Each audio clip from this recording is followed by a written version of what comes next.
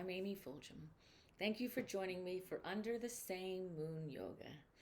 I wanted to take just a few minutes to introduce myself, tell you about some of my inspirations for sharing yoga, followed by a short reading and a meditation. So I started posting yoga videos on my YouTube channel back this past summer, June 2020, right after I finished the 200-hour Vinyasa Yoga Teacher Certification from Asana Soul Practice in Hoboken, New Jersey. But I have spent a couple of months reclaiming this room, turning my old guest bedroom into a yoga room. So I just wanted to take a few minutes to introduce you to my room and a little short introduction to myself. So I grew up in Jackson, Mississippi, and both of my grandfathers were preachers. One was Baptist and one was Methodist. So I was surrounded by religion and spiritual seekers from a young age. And actually, it is no surprise that I spent 30 years as an actor. And I enjoyed that career and had much passion for it for 30 years. But before I started acting, I was actually a dancer. And I have spent my life as a dancer. I have performed professionally as a dancer as recently as the summer of 2017.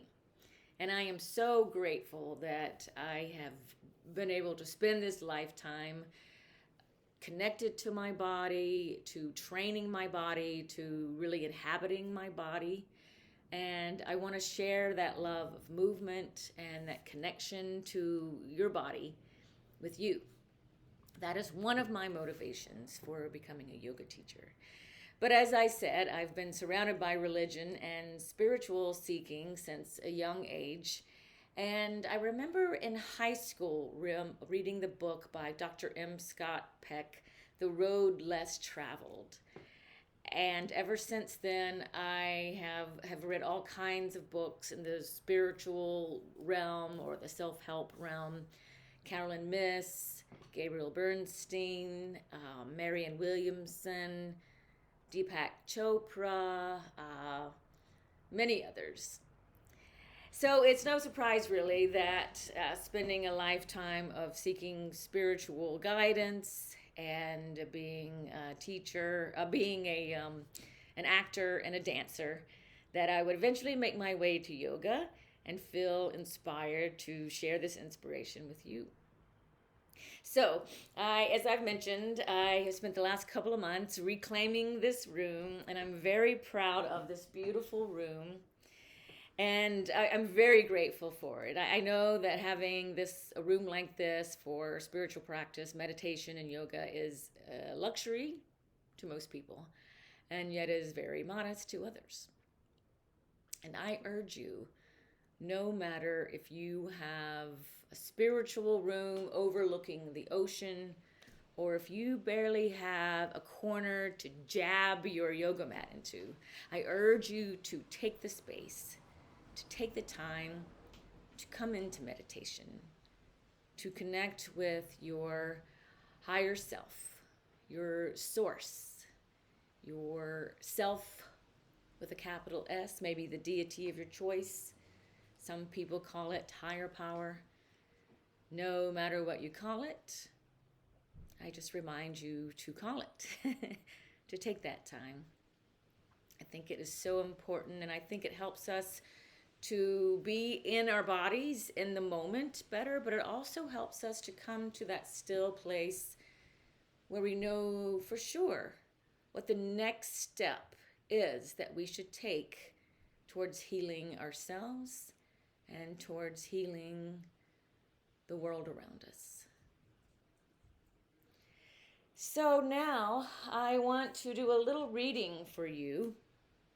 Last week, I joined the hordes of other people who have found themselves going through a breakup during COVID.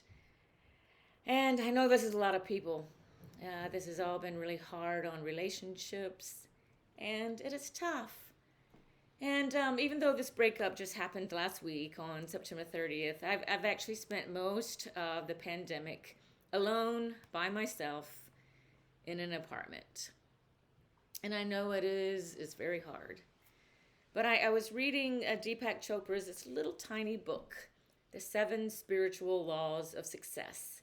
And this book is not even about finding a partner. It's about success. So that includes finding a partner or finding a community that you want to be a part of, finding yourself in a place where you are not lonely. So let me just do a little reading here. This is from the chapter, The Law of Least Effort. We waste our energy chasing the illusion of happiness instead of enjoying happiness in the moment. That one sentence, it says what we always hear all the time, to be in the moment. For some reason, it just really jolted me into saying, yes, I'm okay. I'm okay in this moment. I'm fine. I have my 3 cats with me. And I'm fine.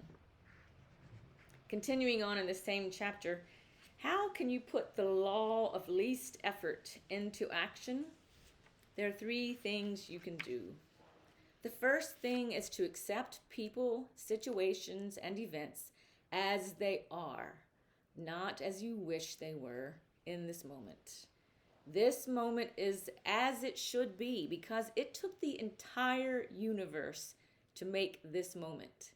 When you struggle against this moment, you struggle against the entire universe. You can intend for things to be different in the future, but in this moment, accept things as they are. The second thing is to take responsibility for your situation and for all the events you see as problems. This means not blaming anyone or anything for your situation, including yourself. Responsibility means the ability to have a creative response to the situation as it is now. All problems contain the seeds of opportunity. And this awareness allows you to take the moment and transform it into a better situation. If you do this, every upsetting situation becomes an opportunity for the creation of something new and beautiful. Every tormentor or tyrant becomes your teacher. The relationships you have attracted in your life are precisely the ones you need at this moment. There is a hidden meaning behind all events that is serving your own evolution. And if you choose to interpret reality in this way, then you will have many teachers and many opportunities to evolve. The third way to put the law of least effort into action is to practice defenselessness. This means relinquishing the need to convince others of your point of view. By doing this, you gain access to enormous amounts of energy that have previously been wasted. When you have no point to defend, you stop fighting and resisting, and you can fully experience the present, which is a gift. When you embrace the present, you begin to experience the spirit within everything that is alive, and joy is born within you. As you drop the burden of defensiveness and resentment, you become lighthearted, joyous, and free. In this joyful, simple freedom, you will know that what you want is available to you whenever you want it, because your want is coming from a state of happiness, not from a state of anxiety and fear. The law of least effort assures us that there is always a simple, natural path to fulfillment.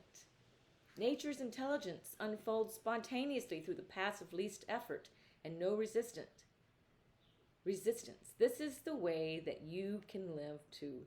When you combine acceptance, responsibility, and defenselessness, your life flows with effortless ease. Your dreams and desires flow with nature's desires. Then you can release your intentions without attachment. And when the season is right, your desires will blossom into reality. Thank you, Deepak Chopra. And now, I'd like to take just a moment for a short meditation. For this meditation, have your feet firmly planted on the floor. so you can feel grounded and you can receive that sustenance from the earth. Now take your fingers, your hands, and your forefinger comes to rest just below the top of the thumb. This will symbolize that your ego is bowing down to your higher self.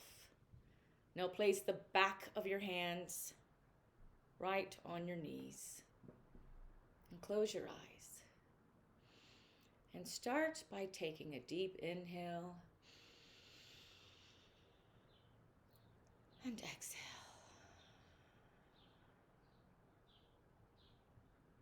Now imagine that you can feel the light of the sun, the energy of sunlight streaming down to the crown of your head, your crown chakra. That energy is permeating the top of your head and streaming down through your spine.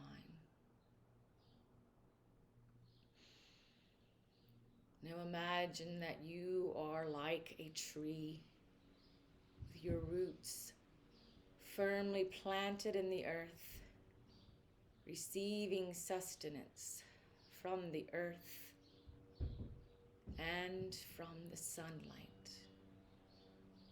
This energy is quietly and peacefully flowing through your body.